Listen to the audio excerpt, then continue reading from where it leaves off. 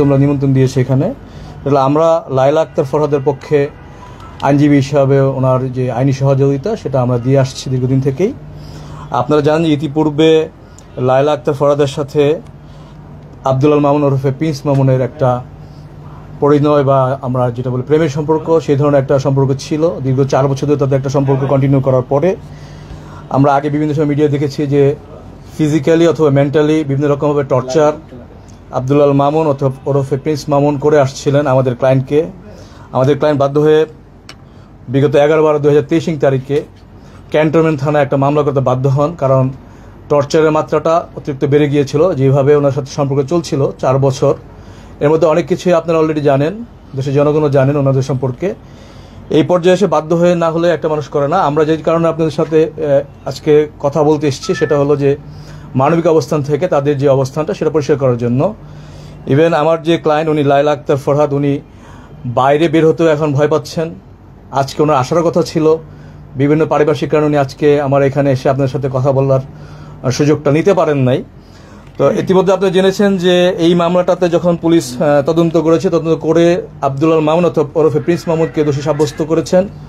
ওনারা পেয়েছেন যে ওই দিন অর্থাৎ 11/12/2023 তারিখে আমাদের এই ক্লায়েন্টের উপর অমানবিক নির্যাতন হয়েছে, ওনাকে হত্যা চেষ্টা করা হয়েছিল। এবং আপনারা ব্যাকগ্রাউন্ডও জানেন যে এই কাহিনীটা শুরু হয়েছিল কোথায়।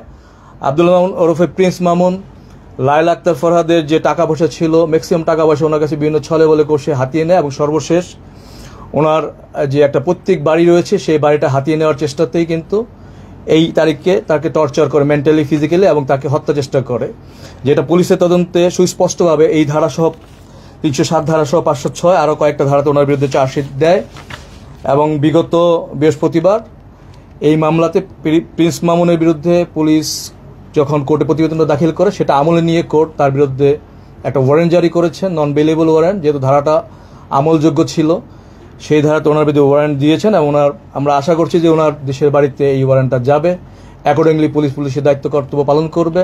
এবং আমরা আপনাদের সাথে যেটা বলতে চাই যে আমরা লায়লা আক্তার ফরহাদের সাথে কাজ করছি ন্যায় বিচার নিশ্চিত করার জন্য। উনি যেভাবে হ্যারাসমেন্টের শিকার হয়েছেন ফিজিক্যাল, মেন্টালি এবং অন্যান্য যে বিষয়গুলো রয়েছে, যাতে ওনাকে আমরা সাপোর্ট দিতে পারি, উনি যেন একটা ন্যায় বিচার আমরা নিশ্চিত করতে পারি, সেই চেষ্টায় আমরা আছি। তো এই বিষয়টা আপনাদের জানার জন্য আমরা আজকে আপনাদের সাথে দেখা করতে চেয়েছিলাম, বসলাম। তো যদি আপনাদের এই ব্যাপারে কোনো প্রশ্ন থাকে আমরা প্রশ্ন নিব খুব শর্টলি, কিছু যদি প্রশ্ন থাকে। গ্রেফতারি পরোয়ানাটা কয় তারিখে জারি করা হয়েছে? এটা 30 তারিখে, গত 30/5/24। তাহলে একজন যেহেতু গ্রেফতারি পরোয়ানা হলে সে পলাতক আসামি, যেহেতু আইনের চোখে অবভিয়াসলি। তাহলে এই যে আপনার বাদী লায়লা, সে কিন্তু তার সাথে 31 তারিখে তার গ্র্যান্ড ওপেনিং এ গিয়েছিল। তাহলে আপনি একজন আইনজীবী হিসেবে এটা কিভাবে দেখছেন? গ্র্যান্ড ওপেনিং এ গেছে এবং একসাথেই একই বাইকে চড়ে তারা কোনো এক জায়গায় খাবার খেয়েছে। দেখেন, এইটা আমি আপনাকে বলি যে ধরেন আমাদের তো অনেক ধরনের মামলা হয় কোর্টে, অনেক রকম ইস্যু থাকে। পারিবারিক ইস্যুতেও মামলা হয়, আপনি জানেন। বাবা মাকে যদি ভরণ পোষণ না করে, এই গভর্নমেন্ট সুন্দর একটা আইন করেছে ভরণ পোষণের আইন। কারণ বাবা মার যখন ভরণ পোষণের জন্য ছেলে সন্তান দায়িত্ব না নেয়, ছেলে সন্তান মেয়ের বিরুদ্ধে কিন্তু বাবা মামলা করতে পারে, আপনারা জানেন নিশ্চয়ই বিষয়টা। মামলা হয়ে যাওয়ার পরে কি ছেলে সন্তানকে বাবা মা ছেড়ে দেয় কখনো? এরকম কি আমরা দেখেছি? দেখতে পারবো না। কিন্তু মামলাটা করাই হয় ভরণ পোষণের জন্য, খোরপোশের জন্য। ইভেন ধরুন পারিবারিক সহিংসতা আইনেও কিন্তু মামলা করার সুযোগ আছে আমাদের দেশে। স্বামীরও যেমন রয়েছে, স্ত্রীরও তেমনই রয়েছে। তার অত্যাচারিত হলে মামলা করতে পারবে। মামলা করার মানে কিন্তু আমার সাথে সেপারেট হয়ে গেছে এরকম না। তো ওনাদের একত্রে কোথায় দেখা গেছে কি করেছে এটা আমি এই মুহূর্তে যদিও বলতে পারবো না। তবে আমার যেটা বিশ্বাস যে যেটা অন্যায় হয়েছে অন্যায়টা কোর্টে চলবে, এবং ব্যক্তিগত জীবনে যদি তারা আবার পরবর্তীতে কন্টিনিউ করতে চায় সেটা ওনাদের ব্যক্তিগত ইচ্ছার বহিঃপ্রকাশ হবে। এখানে আজকে ওনার সাথে যদি চলে তার মানে গত ডিসেম্বরের যে অপকর্মটা হয়েছে, তার হত্যা চেষ্টা হয়েছে, সেটা মিলিয়ে যাবে না। সেই অপরাধটা বিচার হতে হবে আমরা যেটা মনে করি আইনি চোখে। এখন আমার ক্লায়েন্ট গত আপনি যেটা বললেন 31 তারিখে গ্র্যান্ড ওপেনিংয়ে ছিলেন কিনা এই সম্পর্কে আমি জ্ঞাত নই। আমি কোর্টে বিষয়টা বলতে পারবো, মামলাটার বিষয়ে শুধু আপনার সাথে কথা বলবো। আচ্ছা, একজন পলাতক আসামি ধরেন আইনের চোখে সে প্রকাশ্যে ঘুরে বেড়াচ্ছে। দেখেন, আমাদের যে কাজটুকু থাকে, যে কোনো জনগণ বা যে কোনো বিচার প্রার্থী সে আসামি হতে পারে। আসামি হলেও তাকে ন্যায় বিচার দেওয়াটা আমাদের দায়িত্বের মধ্যে পড়ে। একজন বাদী হলেও তাকে ন্যায় বিচার দেওয়ার যেমনটা আইনে যেইভাবে প্রেসক্রাইব করা আছে সেটুকু আমরা নিশ্চিত করার জন্য চেষ্টা করি, আমরা ফাইট করি।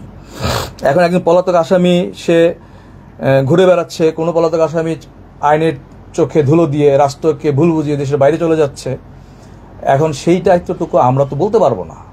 কেউ যে দেশে বাইরে চলে যাচ্ছে না বলে কোটি কোটি টাকা মেরে দিয়ে, বা কেউ এখানে ঘুরে বেড়াচ্ছে, এটা পুলিশ বলতে পারে। ইভেন আরেকটা বিষয় আপনাকে বলি যে আমরা যে জিনিসটা আমাদের একটু বোঝা দরকার, ধরেন 30 তারিখে ওয়ারেন্ট হলে ওয়ারেন্টের সাথে সাথে ইমেল বা হোয়াটসঅ্যাপে চলে যায় না।